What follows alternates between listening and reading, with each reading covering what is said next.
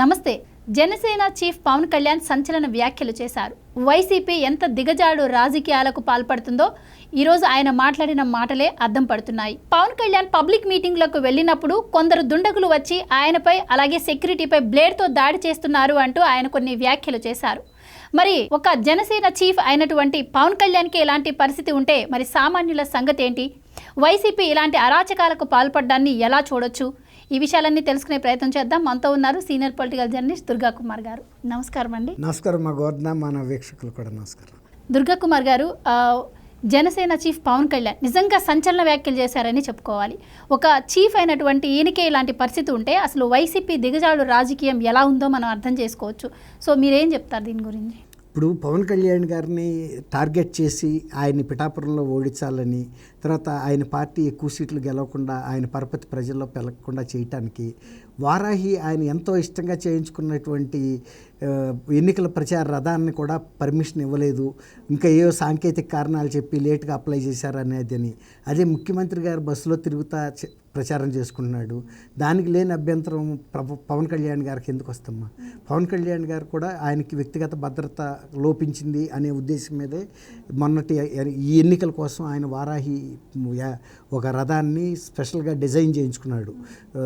ఆయనకి సెక్యూరిటీ కానీ ఆయనకి వస్తువులకు కానీ సుదూర ప్రదేశాలకి వెళ్ళినా కూడా టైర్ అవ్వకుండా, తర్వాత మైక్ అండ్ సౌండ్ సిస్టమ్ కూడా పెట్టుకుని వేదికలు నిర్మించుకోవటానికి అవకాశం లేని సాట్ కూడా ఇదే వేదికగా ఉపయోగించుకోవటానికి, నివాసంగా ఉపయోగించుకోవటానికి, మల్టీపర్పస్ అన్ని పర్పస్ల కోసం, తర్వాత వాళ్ళ సెక్యూరిటీ సిబ్బంది కూడా అందులోనే ఉంటారు. ఇప్పుడు ఆ విధంగా ఏర్పాటు చేసుకున్న రథాన్ని కూడా కొన్ని అవరోధాలు కల్పించారు. ఇంకా అది మరి క్లియర్ చేశారో లేదో తెలీదు. సరే, చేసినా చేయకపోయినా ఆయనని అభిమానులు లాగా ప్రవర్తిస్తూ కొంతమంది వ్యక్తులు ఆయనకి అతి దగ్గరగా వచ్చి ఒక తొక్కిసలాట క్రియేట్ చేసి ఆర్టిఫిషియల్గా, అంటే కృత్రిమంగా ఒక తొక్కిసలాట తయారు చేసి వాళ్ళేదో ఈయన్ని చూడటానికి ఎగబడుతున్నట్టు సెక్యూరిటీ వాళ్ళని కూడా పక్కకు తోసేయటం, పనిలో పనులుగా చిన్న చిన్న బ్లేడ్ ముక్కలు తెచ్చి వాళ్ళని గాయపరచడం. ఇంతలోకి సెక్యూరిటీ వాళ్ళు ఎప్పుడైతే వాళ్ళకి ఇంజరీస్ అవుతాయో ఆ సన్నటి బ్లేడ్తో ఒకసారి నర్సు కూడా కట్ అయ్యి రక్తం చిందుతూ ఉంటుంది, గబాలన అంత కంగారు అవుతుంది కదా. ఆ విధంగా చేస్తున్నారనేది ఇప్పుడు ఆయన చెప్పాడంటే మొన్న ఆయన్ని దాదాపు పడేసినంత పని అయింది. సెక్యూరిటీ వాళ్ళు అతి కష్టం మీద ఆయన్ని పట్టుకుని నిలబెట్టగలిగారు. ఒక్కోసారి ఏమవుద్దంటే వాళ్ళు కింద పడిపోతే తొక్కిసలాటగా మీద నుంచి కూడా వెళ్ళిపోతారు. అంటే కావాలనే ఇదంతా చేయటం, భద్రత వాళ్ళని కూడా గాయపరుస్తున్నారు ఆయన. అంటే ఒక్కోసారి పాయిజనస్ బ్లేడ్స్ కూడా ఉపయోగించే అవకాశం కూడా ఉంది. ఇలాంటి చాలా చిన్న విషయాలు ఎక్కడ వాళ్ళు కనపడరు. ఒకసారి షర్మిల గారు జగన్మోహన్ రెడ్డి గారి పార్టీ తరపున ప్రచారం చేస్తూ కొండపల్లి దగ్గర బస్సులో నుంచి ఆమె చెయ్యి బయటకు పెట్టేట ఊపుతుంటే ఒకటి షేక్ హ్యాండ్ ఇస్తానికి ఇచ్చినట్టు చెయ్యి పట్టేసుకుని ఆ అమ్మాయి చేతి ఉంగరాన్ని లాగటానికి ఎంత తీవ్ర ప్రయత్నం చేశాడు. అల్లాడిపోయింది ఆమె షర్మిల గారు.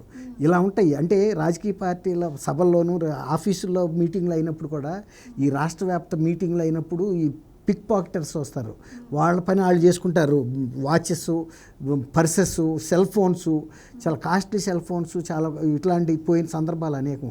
ఏ పని చేసేవాడు ఆ పనిలో ఉంటాడు. ఇప్పుడు ఏంటంటే ఆయన అభిమానులాగానే నటిస్తూ ఆయనకి అతి దగ్గరగా చాలా తీవ్రమైన ఒత్తిడిగా, అంటే తొక్కిసలాటగా దూసుకొస్తున్నారు.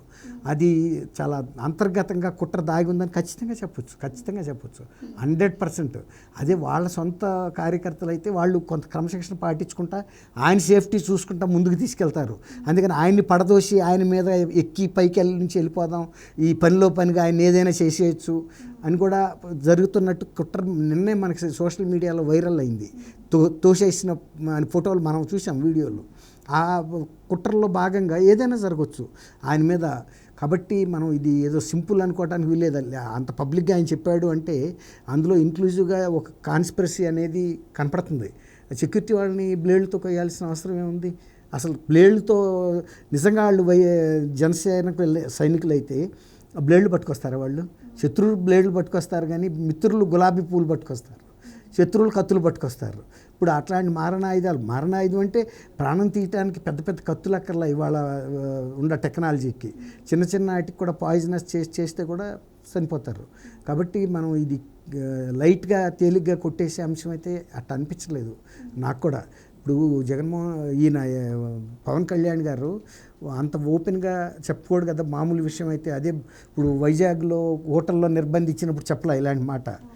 కార్యకర్తల మీద తీవ్రమైన లాఠీచార్జ్ చేశారు, ఇవన్నీ జరిగినాయి. ఆయనకు కూడా ప్రాణహాని తలపెడతారన్నంత ఉద్రిక్త పరిస్థితులు సృష్టించారు. కానీ వ్యక్తిగతంగా గాయాలైతే జరగల ఆయన శారీరకంగా. కానీ ఇప్పుడు ఆయన జరగబట్టే కదా చెప్తున్నాడు. కాబట్టి మనం ఇది తక్కువ అంచనా వేయటానికి లేదు. ఆయన personal security, even state government police కూడా ఆయనకి వ్యక్తిగతంగా భద్రతా వలయం ఏర్పరిచేటప్పుడు దీన్ని దృష్టిలో పెట్టుకోవాలి. అటువంటి బ్లేడ్లు బ్యాచ్ కనుక అక్కడ దొరికినప్పుడు వాళ్ళని కఠినంగా వాళ్ళ మీద కేసులు బుక్ చేయాలి, ఎక్స్పోజ్ చేయాలి ఇష్యూని. అదే. Right, thank you sir. Thank you అమ్మా గోవర్ధన్. మన వీక్షకులు కూడా నమస్కారం.